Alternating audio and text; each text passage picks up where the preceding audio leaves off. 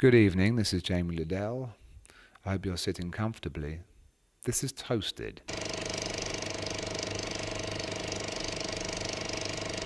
I'm sitting here in the Lloyd Hotel in Amsterdam with Jamie Lidell. Hello. How are you doing? Pretty good, thanks, yeah.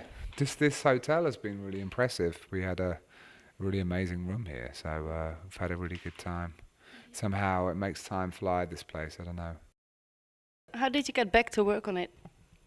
He actually called me. We'd worked together a little bit in 2006. We did a tour together. Um, I was his opening act, basically. And it was a brilliant show. It had all the puppets, and it was like a really massive show. And somehow I was like a solo act before, so it was like really portable, and they could just push me off and like wheel on this massive show. And no, he was always really supportive. He invited me out during his show. They even made a little puppet of me to come down when we played at the table. So I think once the puppet was made, I was like, Beck likes me, this is good. And yeah, he called me. He just was producing Charlotte Gainsbourg, and I think he was maybe thinking, who can I produce next? And we started to work on my record around about the beginning of 2009, just when I'd moved to New York. So it was this was my American album in a way. It was mostly recorded in LA, in New York, and in Toronto. Was it different from working with Mocky? Yeah, very different in a way. I mean, me and Mocky got to that point, we'd been working together for, 4 years or something. We got to that point where we kind of understood each other, we were very comfortable.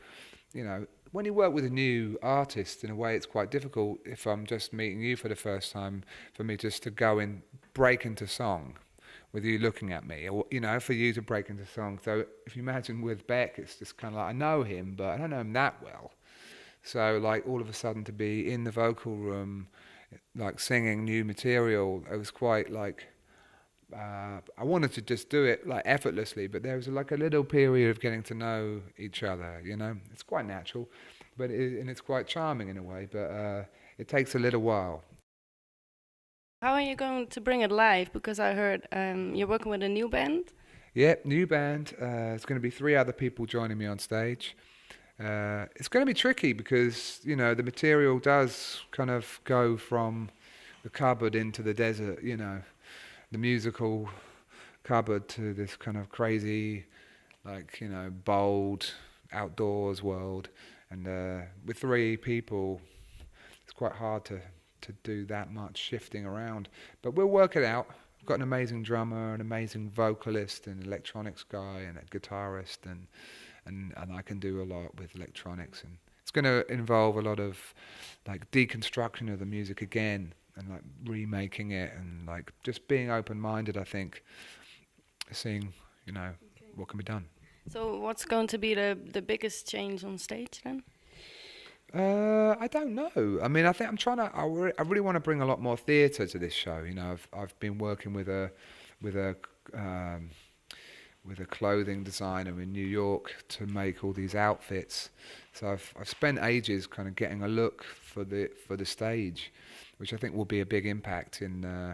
It's going to be a lot of fun, and so I think that's something that's going to initially really be a big kind of contrast. Is like this kind of like new look on the stage, and there's a new sound, and you know at the moment it's a little unclear to me because I haven't started working with the band, so it's all very last minute, this record. It's all, Very exciting as well. yeah, totally, yeah.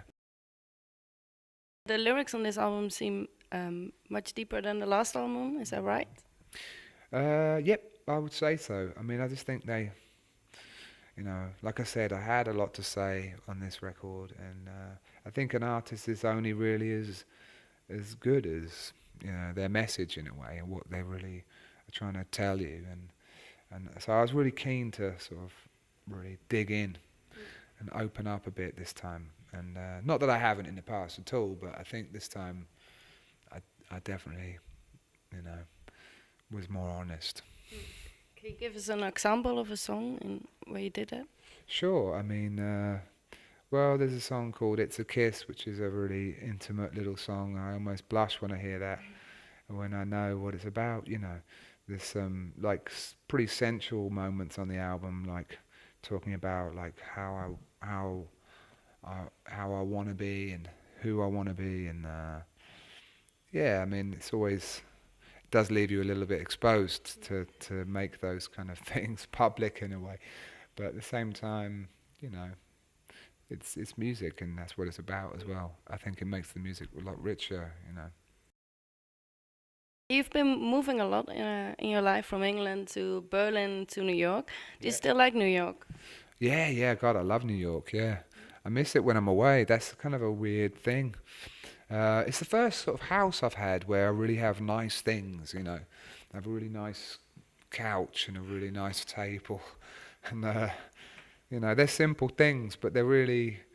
I mean, a really beautiful bed that's just amazingly comfortable. I miss that all the time, and yeah, it's a great place. So vibrant, so fast, and so rich, and everything's happening. You know, you feel like there's never a dull moment. You know, I love that. Yeah, I just it's a great place for just people watching. You know, and not everyone is a musician, which is quite a relief sometimes because in Berlin it was becoming a bit like that, where everyone was a musician. You know, so yeah, New York's amazing, and it seems like such a busy place. You can never see it all, and it's when we go back this time, I'm sure something on my street will have changed.